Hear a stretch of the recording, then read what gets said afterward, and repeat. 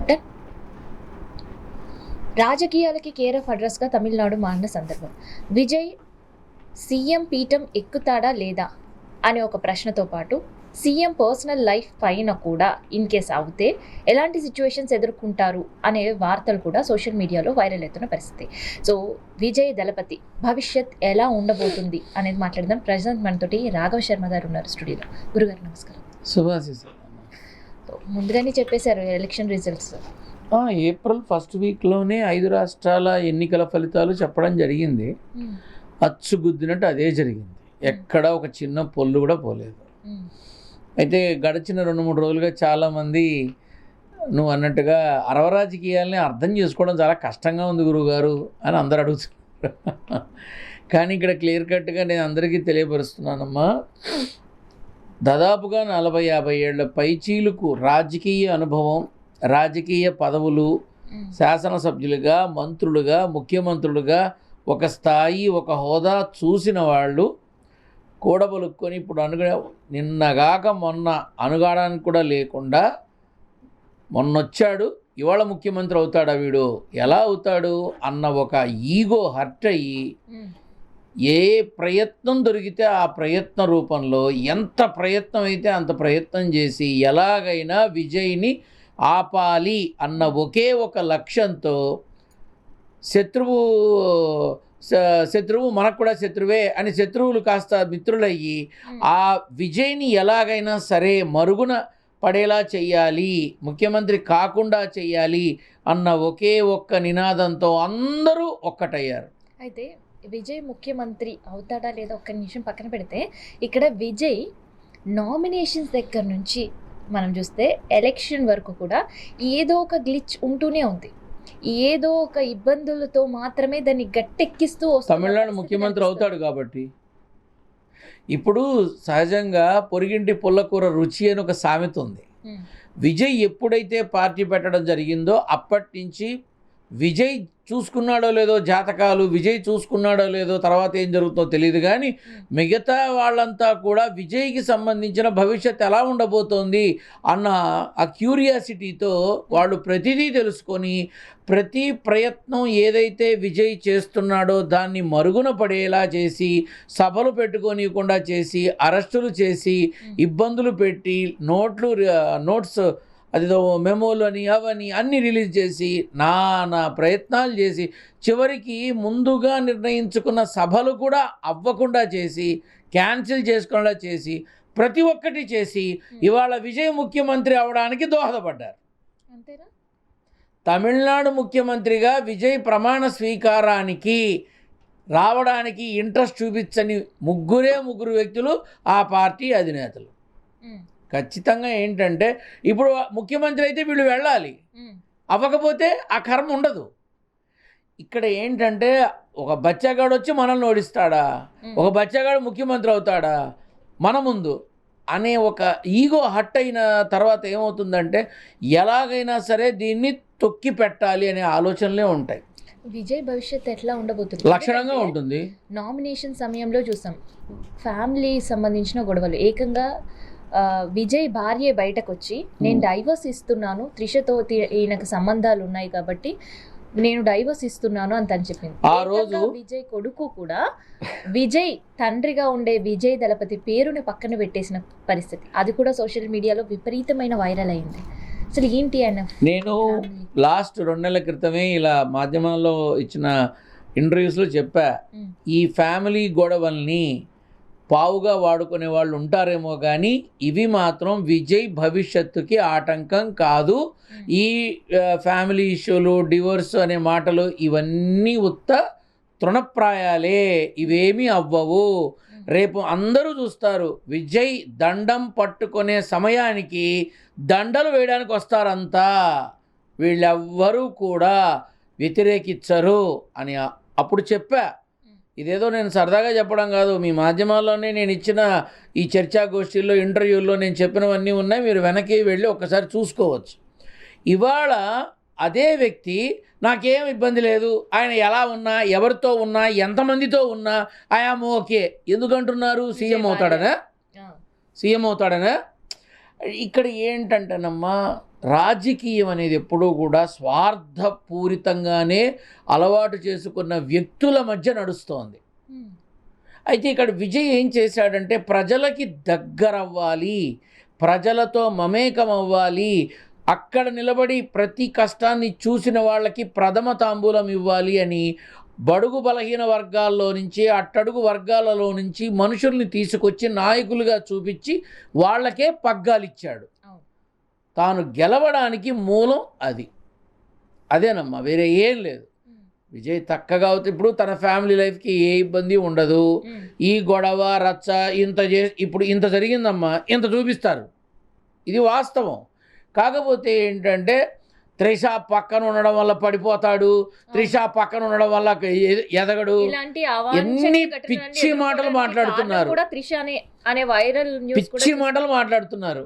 అవి ఏమి ఇప్పుడు త్రిష పక్కన ఉంటే యోగం ఉండకపోవడానికి మరి పుట్టినప్పటి నుంచి ఉందా త్రిష?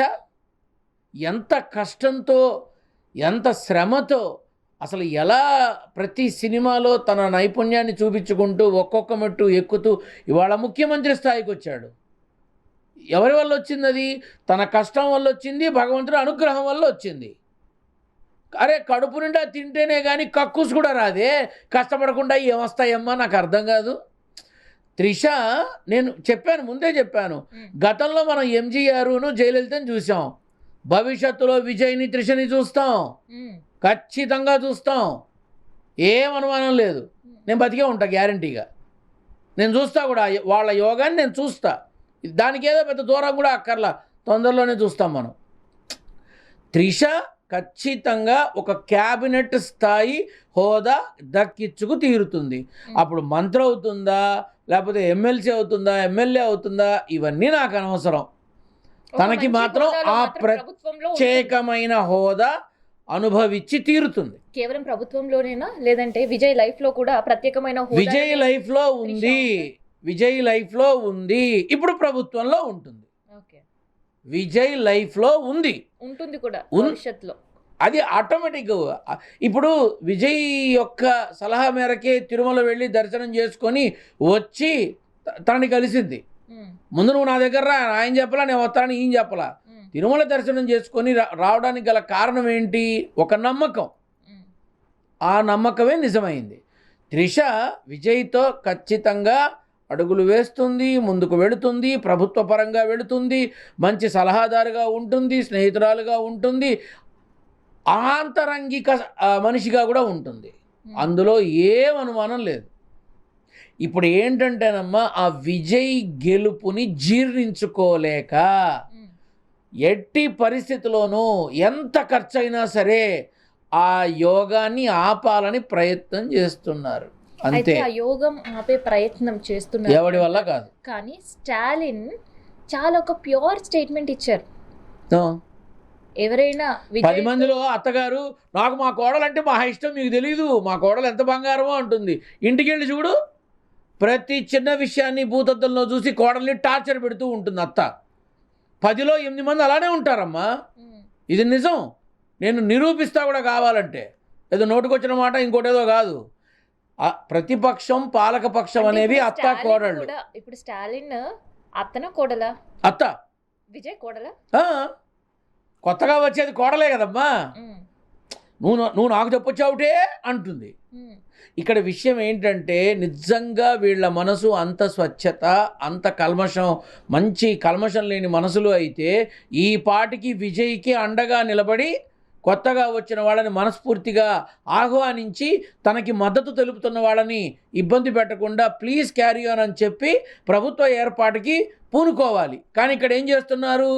ముందు నుంచి నవ్వుతున్నారు, వెనక నుంచి కౌగిలించుకొని గుచ్చుతున్నారు. ఇప్పుడు సంతకాలు పెట్టడానికి వచ్చి ధృతరాష్ట్రుడి కౌగిలి బెటర్ అమ్మా. ఎందుకంటే వాడు పొడిచిన కాసేపటి తర్వాత చచ్చారు, వీడు విషం పూసుకొని మరీ పొడుస్తున్నాడు స్పాట్లోనే చచ్చిపోవాలి అని. ఇక్కడ సంతకాలు పెట్టడానికి వెళ్ళిన వాళ్ళు సడన్గా ఎందుకు డ్రాప్ అయ్యారు? ఎందుకంటే వాళ్ళకి డిఎంకేకి ఉన్నటువంటి అనుబంధాల వల్ల వాళ్ళకి ఏ స్వార్థ ప్రయోజనాలు వచ్చాయో మనకు అనవసరం, మనకి తెలియనప్పుడు మాట్లాడకూడదు. కానీ సంతకాలు పెట్టడానికి వెళ్ళిన వాళ్ళు వెనక్కి ఎందుకు వచ్చారు? ఇవాళ కాదు సోమవారం పెడతామని ఎందుకన్నారు? 122 సంతకాలు పెట్టారు, అందులో 2 క్యాన్సిల్ అయ్యారు. 120తో లిస్టు బయలుదేరారు, మళ్ళీ 2 క్యాన్సిల్ అయ్యారు. 118 కాస్త ఇప్పుడు మళ్ళీ తగ్గింది, 16కి వచ్చింది. ఇలా ఇద్దరిద్దరిని ఎందుకు దూరం చేస్తున్నారు? ఎవరు దూరం అవుతున్నారు? కానీ ఎవరు ఊహించని విధంగా 72 గంటల్లో ఒక అద్భుతం జరిగి తీరుతుంది. 72 గంటలు పడుతుంది. ఒక అద్భుతం 72 గంటల్లో ఒక అద్భుతం జరిగి తీరుతుంది. అది 72 సెకండ్లు కావచ్చు, 72 నిమిషాలు కావచ్చు, కానీ 72 గంటల్లో మాత్రం ఒక మహా అద్భుతం జరిగి తీరుతుంది. మీ అందరూ చూస్తారు. సరే, అద్భుతం ఓకే. విజయ్కి సీఎం సీట్ కన్ఫర్మ్ అయినట్టేనా? తమిళనాడు ముఖ్యమంత్రిగా విజయ్ ప్రమాణ స్వీకారం చేస్తాడు అంతే. తథ్యమా అది? ఇంకా నీ ఎన్నిసార్లు అడిగినా అదే చెప్తా. చుట్టూ అంటే విజయ్ చుట్టూ కూడా ఒక శక్తులు చేరాయని కావచ్చు, లేదంటే త్రిష వల్లనే ఆ సీఎం సీటును కూడా కోల్పోయే పరిస్థితిలో విజయ్ ఉన్నాడని కావచ్చు, ఇవన్నీ కూడా సోషల్ మీడియాలో బాగా వైరల్ అవుతున్నాయి. ఇప్పుడు వైరల్ అవడంలో ఏముందమ్మా? ఏదైనా వైరల్ అవుతుంది, ఏదైనా అవుతుంది వైరల్. ఇప్పుడు తమ్లైన్స్ పెట్టేది ఒకటి, కంటెంట్ ఒకటి ఉంటుంది. ఇవన్నీ కామను. మన డిజిటల్లో, సోషల్ మీడియాలో ఇవన్నీ కామను. దయచేసి వాటన్నిటినీ లెక్కలోకి తీసుకోకండి. విజయుడే విజయాన్ని సాధించాడు. విజయాధిపతిగా, దళపతి కాదు, విజయాధిపతిగా, అంటే విజయానికి అధిపతిగా మీరు చూస్తారు, అందులో అనుమానం లేదు. అయితే ఈ సీఎం సీట్ ఎక్కకముందే విజయ్కి సంబంధించి ఎన్నో ఇబ్బందులు చూస్తున్నాం. ఆయన క్యారెక్టర్ అససినేషన్ కావచ్చు, ఆయన పర్సనల్ లైఫ్ని తీసి ప్రజల్లో పెట్టడం కావచ్చు, లేదంటే ఒక ర్యాలీలో ఆయన వ్యవహార శైలి కావచ్చు, ఒక సభకి పర్మిషన్ ఇవ్వకపోవడం కావచ్చు, ఇవన్నీ ఇబ్బందులు చూస్తాం. ఒకసారి సీఎం అయిన తర్వాత ప్రతిపక్షాలు ఇంకా మోర్ పవర్ఫుల్గా ఉంటాయి. సో ఎలాంటి చిన్న ఎగ్జాంపుల్స్ చెప్తా. మొన్న ఎన్నికలకి ముందు చంద్రబాబు నాయుడు గారు 50 రోజులు జైల్లో ఉన్నారు. సీఎం అయ్యారా లేదా? అయ్యారుగా. దారుణాది దారుణం ఏంటంటే ఓటుకు నోటు కేసులో రెడ్ హ్యాండెడ్గా విజువల్స్తో మన తెలంగాణ ముఖ్యమంత్రి దొరకటము, జైలుకి వెళ్ళటము అన్నీ జరిగినాయి. సీఎం అయ్యాడా లేదా? నేను అప్పుడు సీఎం అవుతారంటే అంతకుముందేమో అవ్వడం చెప్పారు, అన్నట్టుగానే అవ్వలేదు. ఇప్పుడు ఇంత పెద్ద భయంకరమైన ఇది ఉంది, ఇప్పుడు సీఎం అవుతాడు అంతే. అయితే మీరు అన్నట్టు అయ్యారు, కానీ విజయ్ కూడా సీఎం అయి తీరుతాడు. అక్కడ వరకు ఓకే. ఇప్పుడు మీరు అన్నట్టు ఏపీ ముఖ్యమంత్రికేమో కూటమి గొడవ, తెలంగాణ ముఖ్యమంత్రికేమో కాంగ్రెస్ గొడవ, సొంత పార్టీలో కాంగ్రెస్ గొడవ పరిస్థితి. మరి విజయ్ పరిస్థితి ఎలా ఉంటది? ఏకచక్రాధిపత్యం అమ్మా. ఇలాంటి ఇబ్బందులు అంటే ఇప్పుడు ఏపీ రాష్ట్రంలో లేదంటే తెలంగాణ రాష్ట్రంలో ఎదుర్కొంటున్న ఇబ్బందులు సీఎం అందరికీ విదితమే, ఓపెన్ సీక్రెట్. సో అలాంటి పరిస్థితులు విజయ్ కూడా తప్పవా? ఏమి ఉండవమ్మా. విజయ్కి ప్రజాబలం ఎక్కువ అవుతుంది. విజయ్ని నిలబెట్టడానికి ప్రజాబలం ఒకటవుతుంది. ఎన్నడూ లేనిది డిఎంకే కానీ ఏఐడిఎంకే కానీ ఇన్నాళ్ళు గుర్తు రాలేదా? ఇన్నాళ్ళు అసలు ఆలోచన రాలేదా? ఇప్పుడు వెళ్ళారు రజనీకాంత్ దగ్గరికి. ఇన్నాళ్ళు ఏమయ్యారు? రజనీకాంత్ గుర్తులేదా?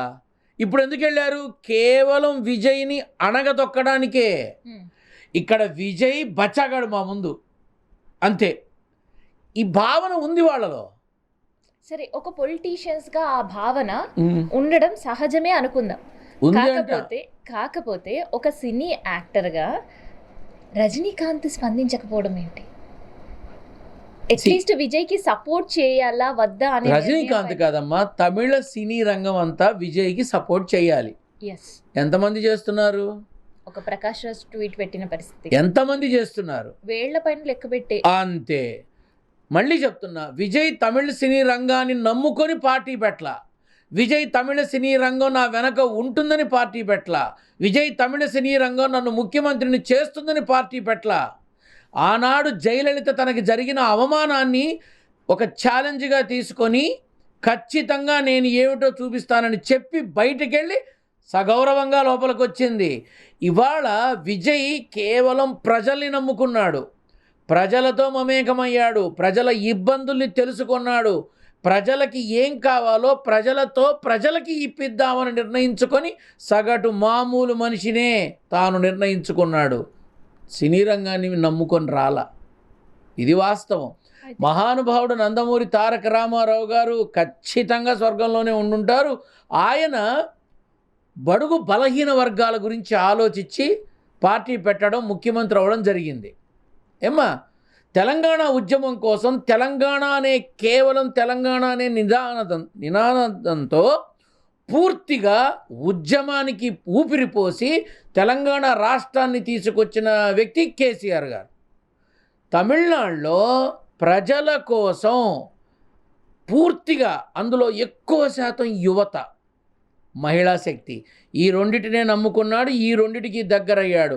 దీనితో పాటుగా పూర్తిగా వృద్ధులు కూడా విజయ్ని ఎందుకు ఇష్టపడుతున్నారమ్మా? ఎందుకు ఇష్టపడుతున్నారు? అక్కడ తాను కుల మత వర్గ వైషమ్యాలు లేవు, జాతి మత భేదాలు లేవు. నేను ఒక మతం పేరు చెప్పి మిమ్మల్ని ఓట్లు అడగట్లేదు. ఈ ఒక్కటి చాలదా ఒక మనిషి యొక్క తత్వం ఏంటో చెప్పడానికి?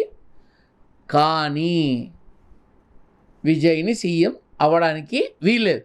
ఏం చేయాలి చెప్పండి?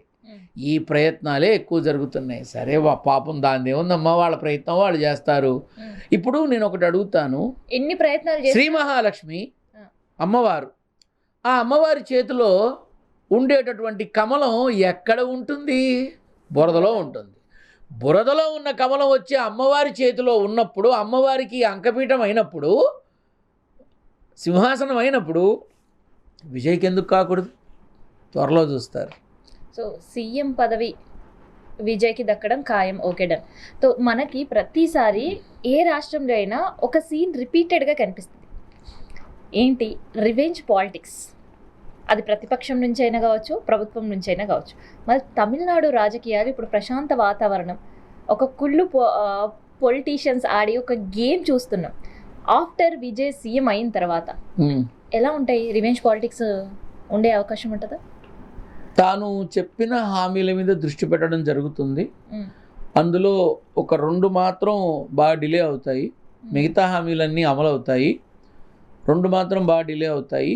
దాన్ని అవతల వాళ్ళు కొంచెం ఎక్కువగా ఎన్కాష్ చేసుకుంటారు. అంతేకాకుండా విజయ్ ప్రభుత్వం ఏర్పాటు చేసిన తర్వాత నుంచి ఆ ప్రభుత్వాన్ని కూల్చడం కోసం ఎవరెవరు ఉన్నారు అని జల్లెడ పట్టడం మొదలు పెడతారు.